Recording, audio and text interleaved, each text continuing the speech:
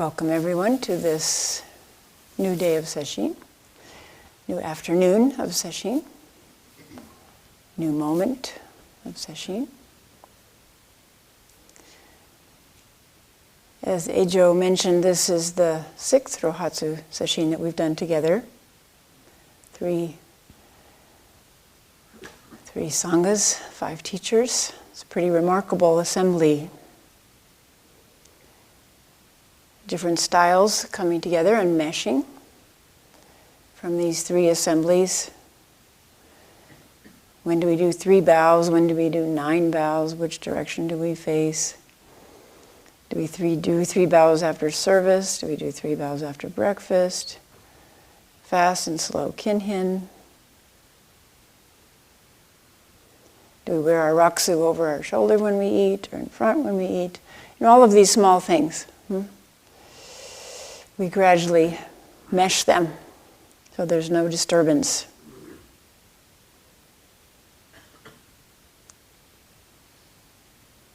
But when we sit down together in silence, then we begin to move in harmony. No matter what style we're doing, it's harmonious. The differences are small, they shrink as the mind ceases picking and choosing, looking at right and wrong. It's just activity, just continuous activity. What is common to us all then can emerge.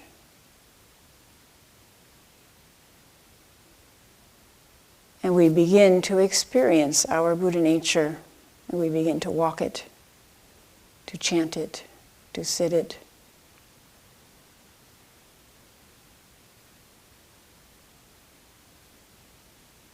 To lie down and sleep it, to breathe it in and breathe it out,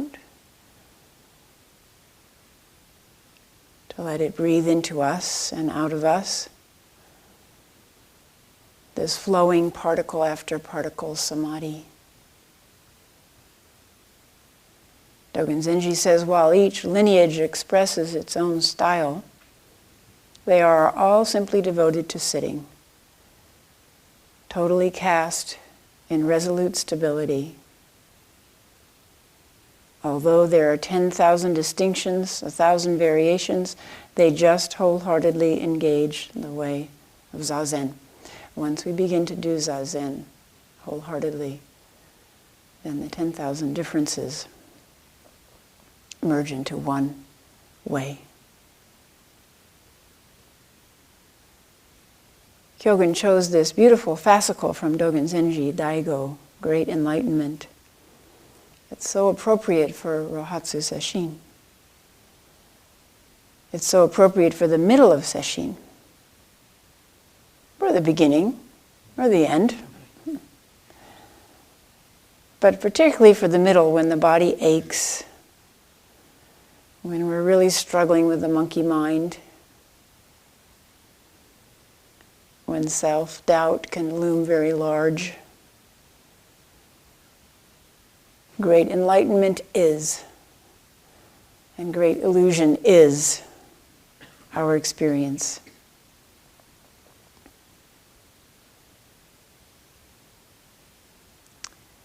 Dogen Zenji says throughout this fascicle of Daigo, great enlightenment is, it just is.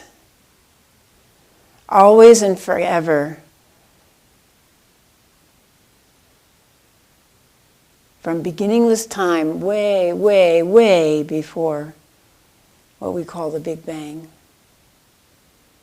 Extending into endless future. Way beyond the end time of our universe. There's a koan about this called Daizui's Kalpa Fire. A kalpa is the period of existence of a universe, from its birth to its death. Many wonderful descriptions of how long a kalpa is. The standard description is you have a huge stone mountain, a mile high, a mile wide, a mile deep. And every 1,000 years, an angel comes down and brushes the mountain with their wing. And a kalpa is how long it takes to wear the mountain down to grains of sand.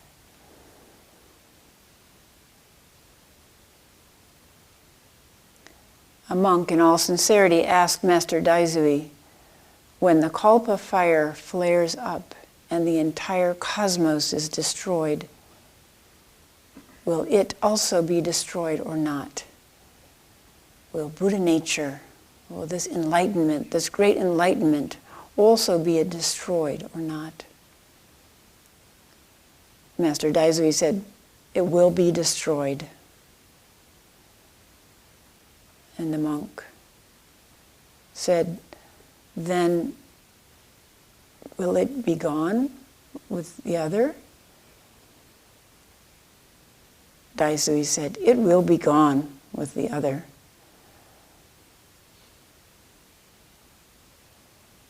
We all know theoretically that the end of the universe will come, but it's comfortably far away. Scientists estimate 10 trillion comfortable years away, or about 1,000 times the length of time this universe has existed from its birth till now. Well, it's comfortable.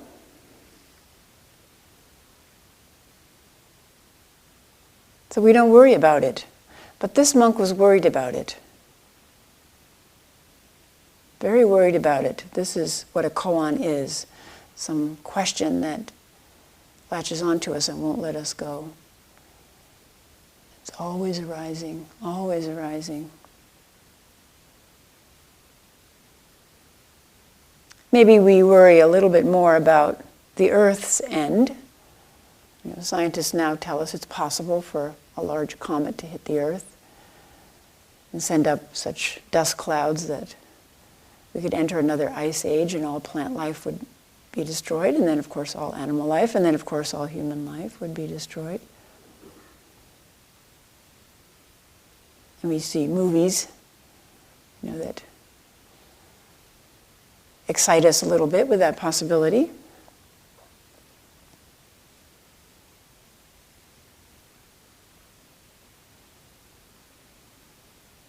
Or we're aware of the current climate changes and how they're accelerating and changing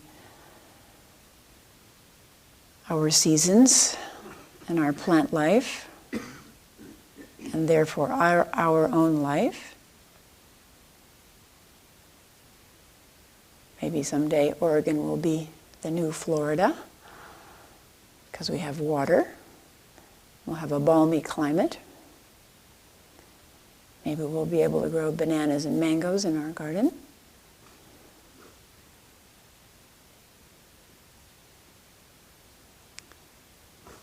So even though we have some vague awareness that things could change in our lifetime and become difficult, we can even ignore that, as we have for several decades, since it was first postulated, first noticed. The end that we keep trying to ignore, unsuccessfully to ignore, is the end of our own life, our own end. When I end, do I end? My universe is all I know, this universe of sense awareness and thoughts and emotions. That's all I know. Nobody else knows it. Each person's internal universe is completely different. Completely different. Each person's reality is completely different. We cannot know another person's universe. Even if we live with them for decades, we can have some hint. We can't really know that they see blue the same way we see blue. That they taste hot sauce the same way we taste hot sauce. Definitely they don't. My universe is all I know when it is destroyed. What will happen? Will I also be destroyed, completely destroyed? When I end, does my chance to become enlightened end? When I end, does it all go back to start? Does it all get reset and we start all over again? Gosh, what a waste of energy, time.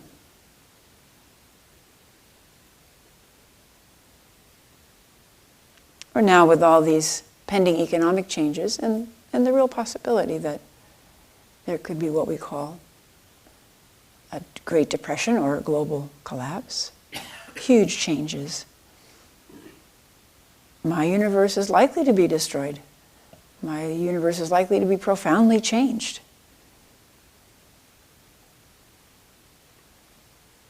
Does Buddha nature depend on me? Does Buddha nature depend on my life?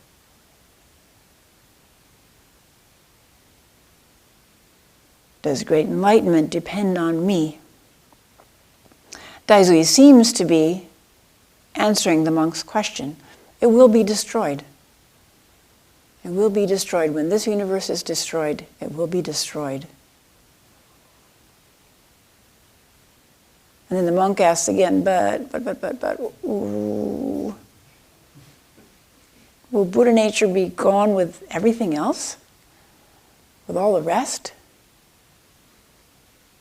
Here translated as the other. Will Buddha nature go with everything else? And Daizui says, yep. Looks him right in the eye, yep.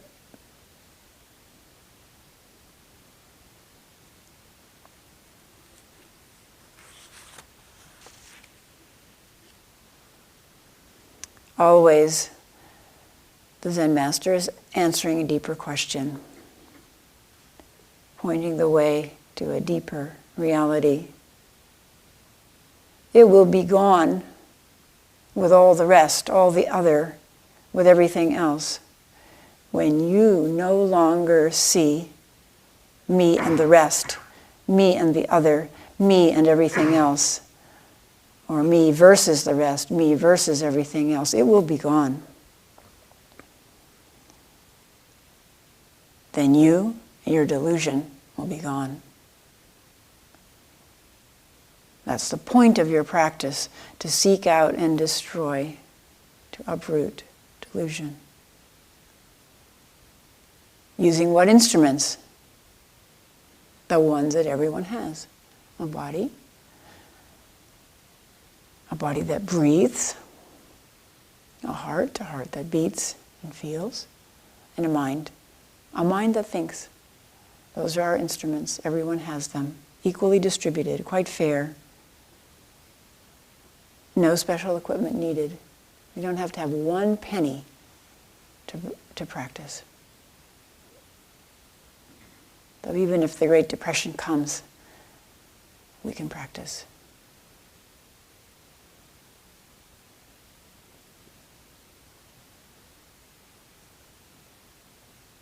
Even if we lose our job, even if we lose our home, it's foreclosed.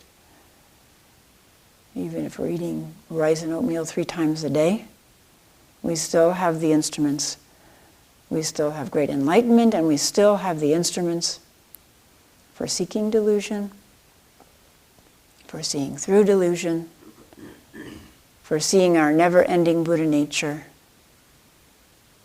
for actually experiencing moment by moment our eternal thusness. How wonderful, the Buddha said, how wonderful, it has always existed, and it always will, how wonderful, full of wonder.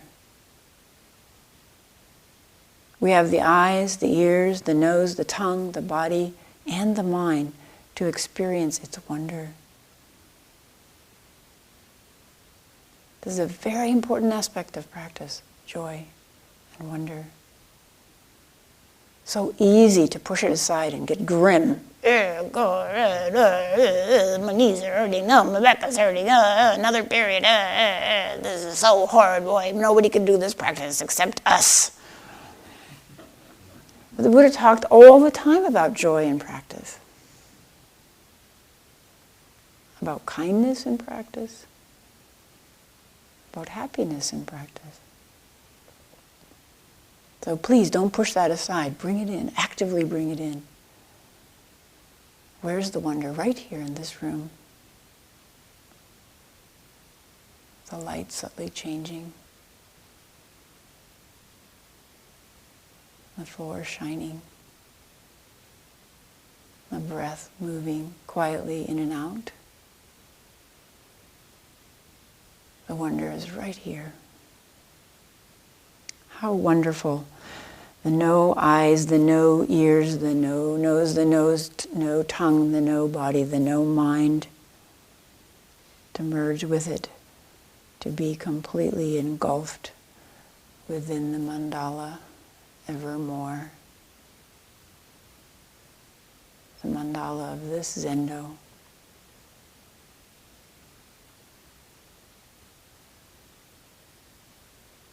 To be engulfed within the wonder of this mandala. When? When we are fetters cut away. What are those fetters? The other, the rest, the something else.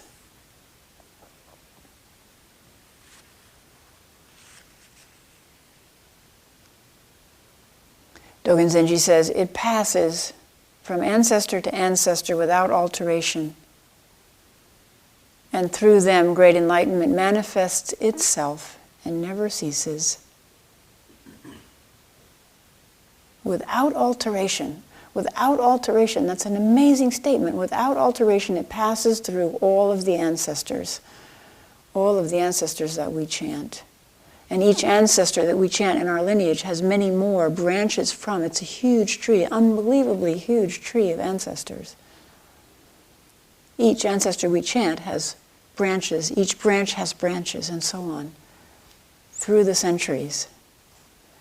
As it passes through Indians, Chinese, Japanese, Koreans, Americans, old, young, sick, feeble, bent with age, young, vigorous, charging around, fat, skinny, graceful, clumsy, greatly enlightened, half deluded, men, women, ancestors. As it passes through all of these thousands of ancestors, it is not altered. Not altered. How can that be? The only way this can be is that it is so huge and so stable that the temporary containers of all different shapes and sizes and colors and ages do not affect it at all.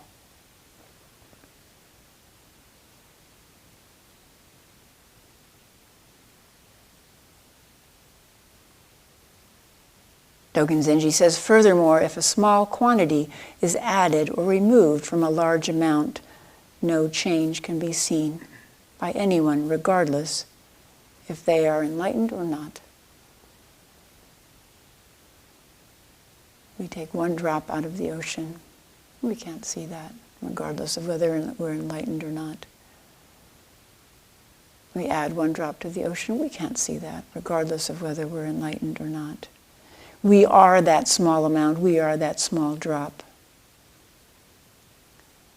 Whether this small amount here, sitting here, realizes enlightenment, it makes no difference, no change in great enlightenment at all.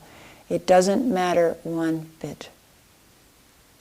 But whether or not this small amount is realized by great enlightenment makes a big change in our lives. It matters a great deal to us. Whether this great enlightenment is realized through our lives, through our eyes, ears, nose, tongue, body, mind, breath. That makes a great difference to us. It is the catalyst that transforms samsara into nirvana, that transforms our experience of this life from suffering into ease, from great illusion into great enlightenment. Dogen Zenji says over and over again in this fascicle, great enlightenment always exists.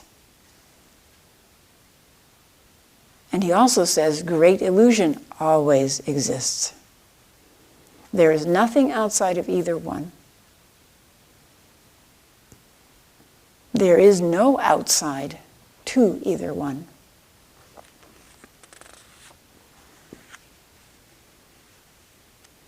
There is no I separate from great enlightenment and great illusion. No I, no individual separate from great enlightenment and great illusion. There is also no I, no ears, no nose, no tongue, no body, no mind separate from great enlightenment and great illusion. What our senses perceive, that is great enlightenment right here, right now. What our senses perceive is great enlightenment and great illusion, simultaneously.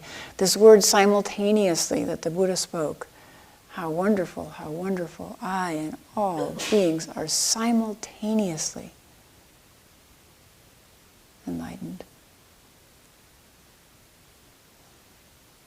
Simultaneously enlightened. What does that mean?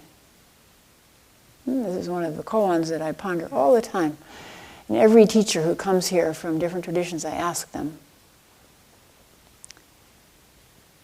what do you think the effect is of one person becoming enlightened? What do you think the effect is of one person becoming enlightened? This simultaneously holds the key to that answer. Simultaneously. It's like dropping a crystal into a supersaturated solution. What happens? What unhappens? It's unimaginable.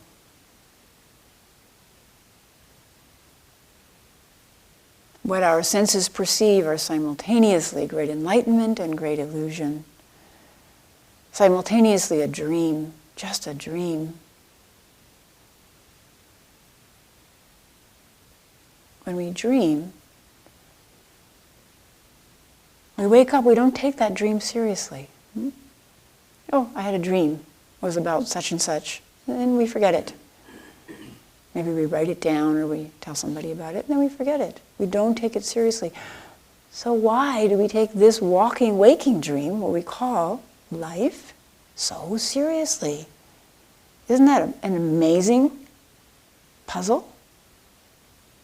That all that happens to us in the hours that we say we're asleep, and we call a dream, even though it's completely real when we're in it, we're seeing, we're hearing, we're speaking, we're feeling, could be stabbed or shot in a dream, have emotions in a dream, everything that goes on in this, what we call now, not dreaming, happens in a dream. And yet when we wake up, we go, oh yeah, that was a dream, not to worry. Maybe the feeling lingers for a while, but then it dissipates. So why then do we take this, which we call not dreaming, so seriously? Oh my God, I had such a horrible life. My parents were so terrible. Well, what? If that happened in a dream, you'd forget about it. You'd be living now, right? So it is simultaneously everything that happens a dream. It is enlightenment itself. It is Buddha nature manifesting.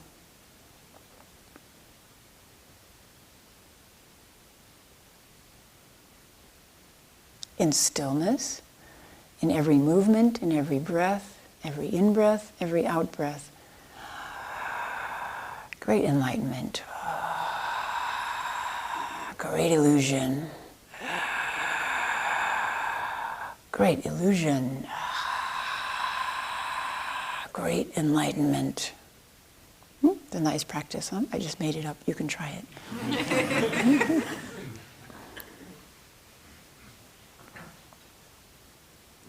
When the veil of separation from the other, from the rest, thins, great enlightenment is not even a hair's breadth away.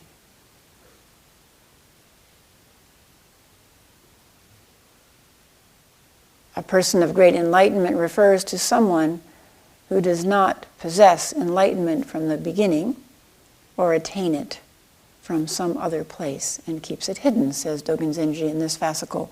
A person of great enlightenment refers to someone who does not possess enlightenment from the beginning, or attain it from some other place, or keeps it hidden. So what is he talking about?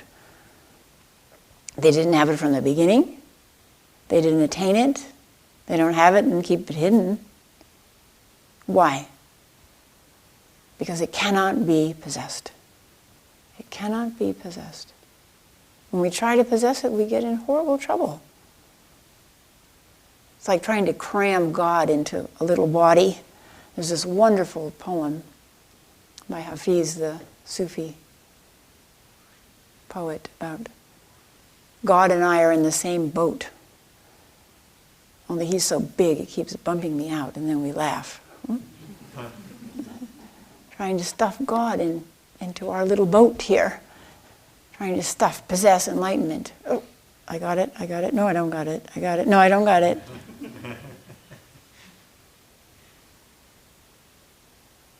Person of great enlightenment refers to someone who does not possess it from the beginning, or attain it from some other place, or keeps it hidden.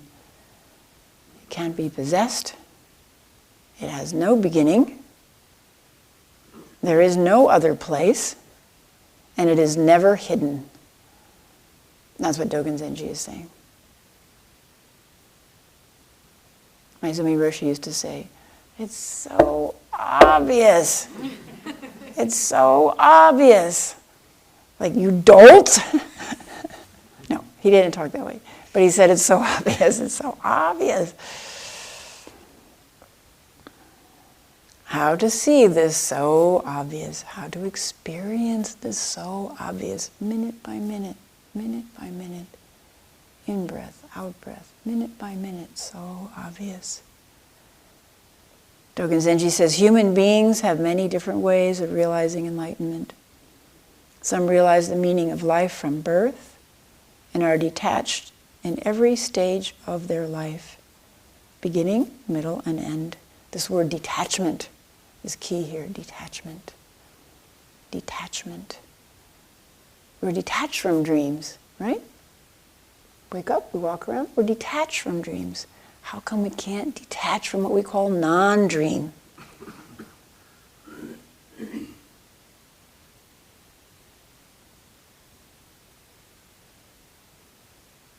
What if every time we fell asleep and woke up, then all the previous things that happened were just like a dream?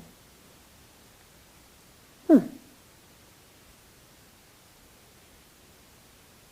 we have some big grievance on Thursday. Ugh, that person just drives me crazy. If they do that one more time, I'm going to kick them. Then we go to sleep.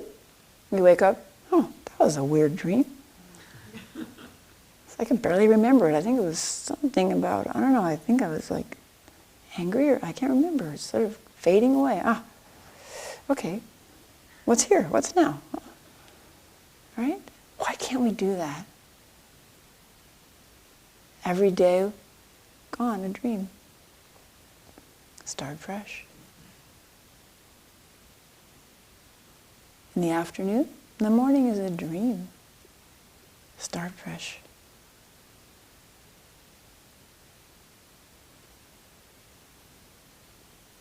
Others achieve detachment by mastering the true meaning of study, that is, self-study. As in, to study Zen is to study the self. To study the Buddha way is to study the self. The study of one's own skin. That's exactly what's going on here. The study of one's own skin, attending to the field of touch. When we open our awareness to the field of touch, or the field of tactile sensation, could we attend all of the touches? Just try it. It's unbelievable. There's no room for thinking, for attending to all the tiny touches on the skin and inside the body. The study of one's own skin, flesh, bones. It's exactly what's going on in this endo. Becoming aware of all the tiny movements of breath, tiny movements of muscles and bones. As the breath moves, what moves? It's the most beautiful practice, putting ourselves inside the breath, inside this body that breathes by itself. Just let it alone and let it breathe and sit inside it, inside this dark cavern. A dark cavern in which there is a wind blowing in one direction and then in the other. And the walls of this cavern move. Most mysteriously, they move.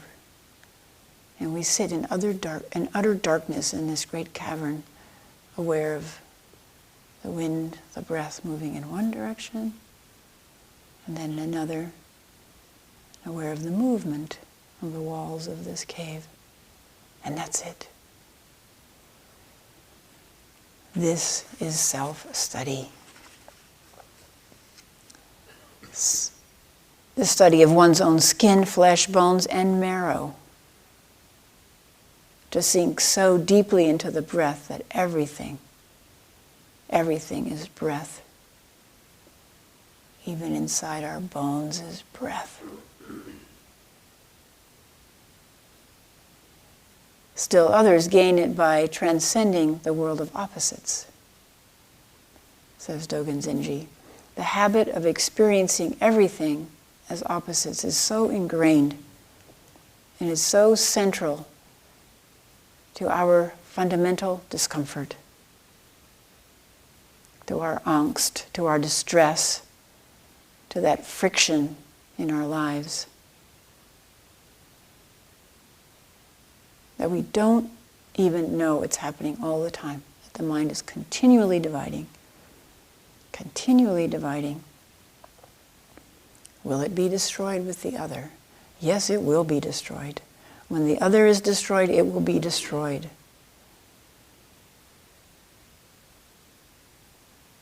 How do we transcend opposites? How do we do what Dogen Zenji is talking about? We know how to breathe. We know how to experience the field of tactile sensation, at first in a very coarse way, and then more and more subtle, more and more from the inside rather than the outside. But how about transcending opposites in two ways? First, by becoming one-pointed. And Master Shen Yang talks about taking the distracted, confused, tangled mind, practicing until it becomes a simplified mind. A simplified mind, concerned only with the breath, concerned only with the bottom of the feet in Kenhin, concerned only with the inside of the mouth in eating. Simplified mind. Like a baby's mind, one thing and one thing only. And then it becomes one-pointed, really concentrated. Even for brief periods of time, we taste that concentration, really concentrated. And then it becomes one mind. And in that one mind, all things are simultaneously and perfectly true. There are no opposites, there are no comparisons. There's this happening, 3 bows. There's that happening, 9 bows. There's this happening, face this way. There's that happening, face that way. There's this happening, say the chant this way, at this speed. There's that happening, say the chant this way at that speed. It doesn't matter. Another one of Maizumi Roshi's favorite expressions. It doesn't matter. When you go to Maizumi Roshi, if you were upset about something, and he'd sit there and he'd listen to you and you'd go, and he would say, Chozen, it doesn't matter. Oh, okay. But, Chozen, it doesn't matter. So when we are in the flow of that one mind, it doesn't matter. It doesn't matter. It just is what is, simultaneously and perfectly true. We are great enlightenment and we are great illusion. We are half enlightened. We are half deluded. We are delusion and enlightenment. We are enlightenment within delusion. All are true. None are true for more than one nen. For more than one nen. One mind moment. This is the most beautiful aspect of Zen. You think you have a place to stand on and it's ripped out from under you. You can't stand on it for more than one mind moment because things are continually changing. Great enlightenment, great delusion. Great enlightenment, great delusion. Great enlightenment, great delusion. Great enlightenment, great delusion. That beautiful poem about the leaf falling. You can only see one side at a time. And then, whoop, there's the other side. Dogen Zenji says, great enlightenment is not conscious of who is or who is not a Buddha. Is God aware of who is and who is not a child of God?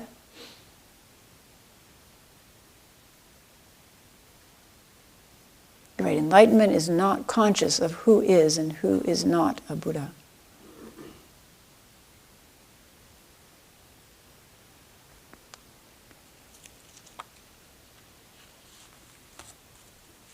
Heiju had that beautiful reading about entering into the darkness fully and it becomes lightened, and then we become aware of who are all these people.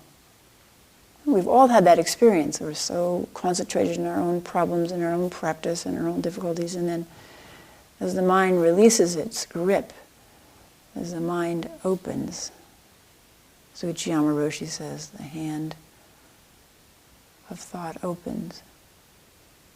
And we suddenly go, wow, how wonderful, look at all these people flowing together. Look at this floor, look at these lights, look at the light outside, look at the leaves on the trees. Were they there before?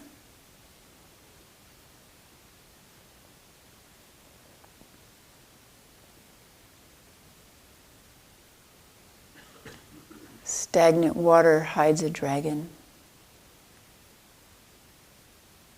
In the entire earth, there is no person.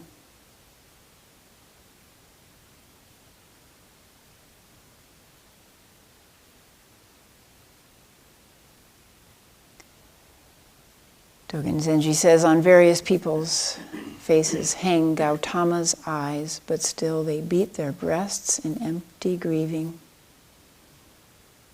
Gautama's eyes hang on all of our faces, and yet we keep on taking the dream for reality. We keep on beating our breasts with grief over a dream. Let it go, let it go. Dogen Zenji again, different types of people have different means of realization, and everyone possesses the ability to understand the true function and meaning of their own nature. Different types of people have different means of realization, and everyone possesses the ability to understand the true function and meaning of their own nature. 5 different types of teachers. 70, about 70 different ways.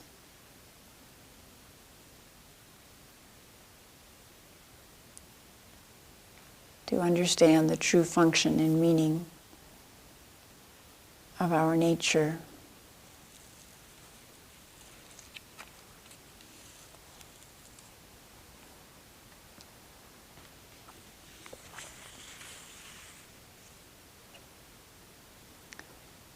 Seven different ways, right here, to understand the true function and meaning of a human life. A life that is simultaneously enlightened and deluded. Stagnant waters hide a dragon. Dogen Zenji says this enlightenment exists openly in the Buddha and Dharma halls here, but cannot be gained by an old novice. Each line has a key word. A key word. This enlightenment exists openly, openly, in this Buddha Dharma hall here. And cannot be gained, cannot be gained. What has always been true cannot be gained or lost. We can wander around looking for it, but it's nowhere else but in this hall, in these bodies, in this air that's moving in and out, in this supporting floor, in these sheltering walls. It is here, it is here, openly here. It can't be gained. It can't be lost. Nor can it be cultivated by oneself. It can't be cultivated because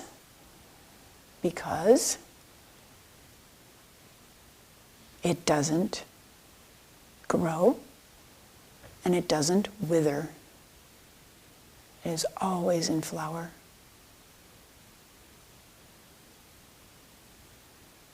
It can't be cultivated by oneself, because there is no oneself.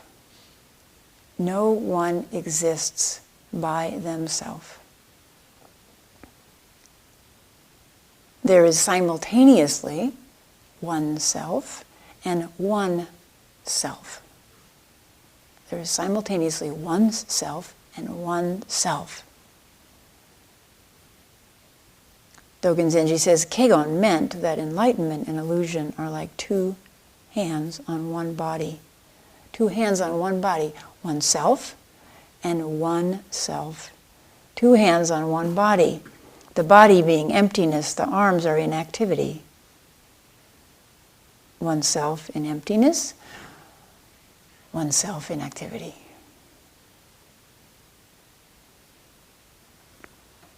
Dogen Zenji says the ultimate goal of our practice is to determine if it is possible for a person of great enlightenment to have illusion.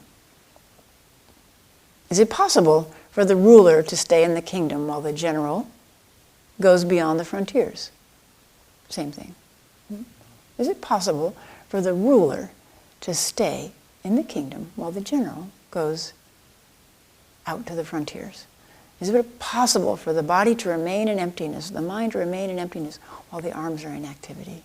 All the activity of the 1,000 arms of Kannon.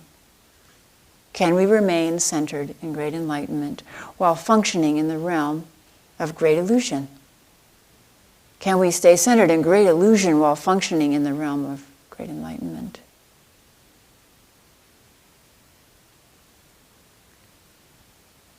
Through this gate, the self emerges and the branches bear fruit.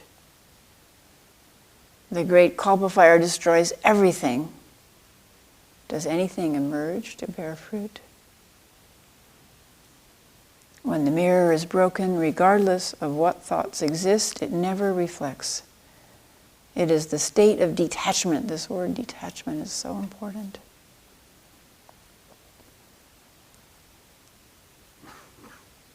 Sit in that dark place within and watch the seed of delusion carefully.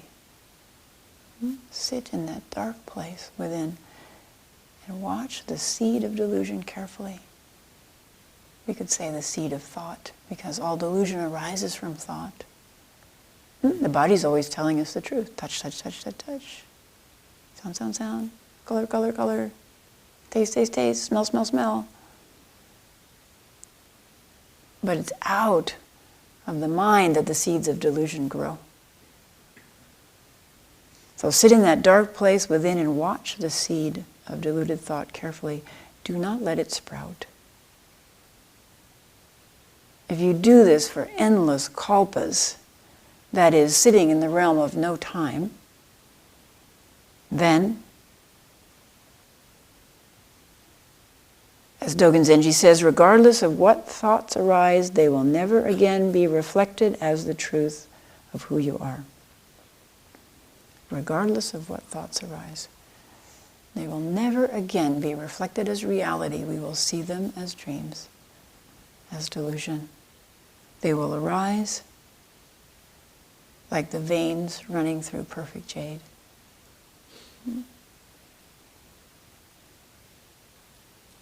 What makes translucent jade beautiful?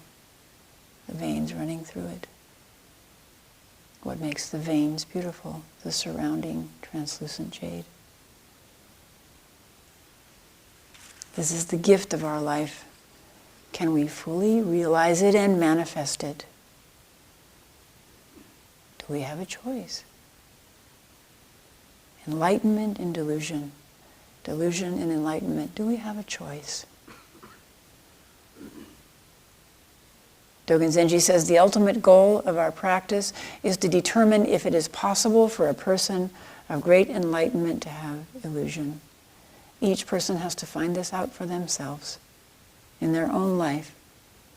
But the finding out cannot be done by oneself. Dogen Zenji says it passes from ancestor to ancestor and through us. That is us. From ancestor to ancestor, that is here now passing through us as we breathe, as we walk, as we chant. Great enlightenment manifests itself and never ceases. Great enlightenment does not depend upon me or upon you. We can't add to it, we can't subtract from it. No matter how good or how bad we think our practice is, we cannot subtract or add to it. It does not depend on us, and yet it is through me and through you that it manifests in the world and brings succor, aid to suffering beings. That is the only way it manifests.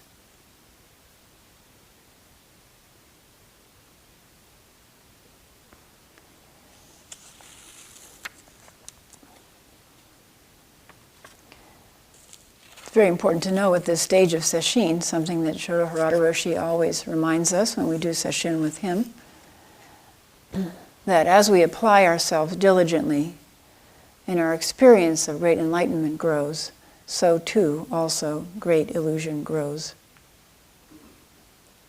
There are forces that oppose our enlightenment, forces within us.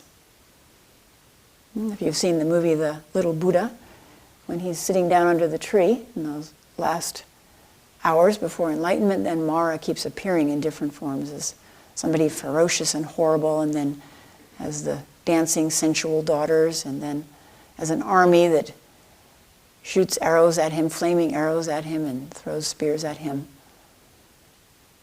So it's represented as the forces of Mara outside, the demons that try to unseat us from this Vajra seat. This Vajra seat is our seat. If we breathe into the earth, and we are forming a connection to this earth verifies our enlightenment the same way it did for the Buddha. But we have to connect to it. We have to open our awareness to it. Our seat, just like a Vajra, like this. So you place the middle part of the Vajra right here in the Hara. And the point of the Vajra, the one point, is driven down into the earth, so that the earth is continually supporting us. And then the other point is here, right up in our heart. That's the Vajra seat. When the earth is part of our sitting, then we become so stable. Spears, arrows, yeah.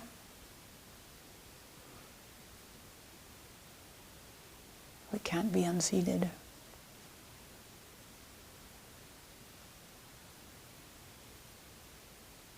So these forces are the forces in our own mind that know we mean business. We're going to sit here for 7 days. We're serious about it. Whatever's thrown at us by our mind, we're going to sit here. Sit on the Vajra seat. Notice, let go, return to practice.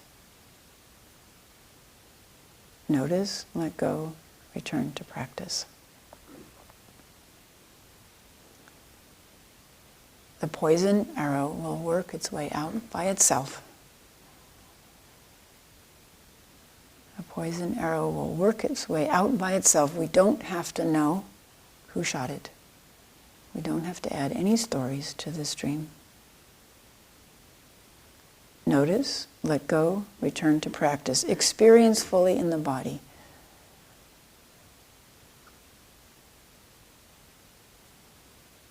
Dogen Zenji says, this is my very favorite quote from Dogen Zenji. I think I said it last year at Rohatsu time too.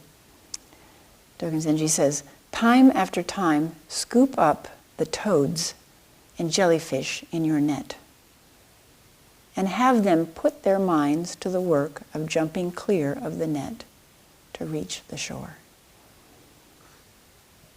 He's saying exactly, great illusion, great enlightenment, great illusion, great enlightenment. Set great illusion to work. The toads and the jellyfish in this net, set them to work to jump free of the net and reach the other shore.